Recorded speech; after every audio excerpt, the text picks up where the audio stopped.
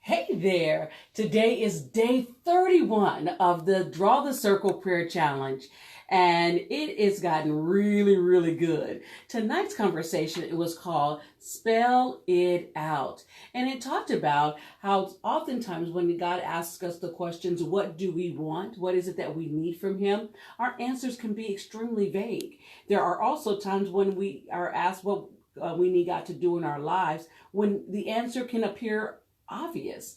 In tonight's conversation, it talked about the two blind men who, when they were approached by Jesus and he asked them the question, what would you like for me to do for you? And to those around, it seemed pretty obvious that they're blind. They want sight, and so there's times when we have things that happen in our lives and we tell someone to vaguely pray for us, cover us, and we think that their prayers for us should be specific. It's obvious what I need. And he even went into, those situations that seem to be obvious when you need provision or when you need reconciliation, whatever it may be that you're asking God to do for you in that season may appear to be obvious, but God still wants to know that we know what we stand in need of and that we can trust him to do it for us. Again, we talked through another lesson that we don't want to give God those things that we can do ourselves. Those are not moments that we need to pray. Those are moments we need to act. And so do we know what we are asking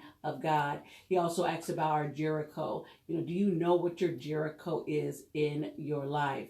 The conversation then concludes with the statement is oftentimes we rob God of the opportunity to fulfill our prayers because our prayers are not specific. They are too vague. So consider how you're praying in this season of your life. Are your prayers too vague? Are you not giving that quality direction to say, this is what specifically I'm needing from you, God? This conversation concludes with the fact that most of us don't get what we want because we don't know what we want. Do you know what it is that you're asking God for? I encourage you to be specific in your prayers and step out of being vague. I look forward to connecting with you on tomorrow on day 32 of the Draw the Circle Prayer Challenge.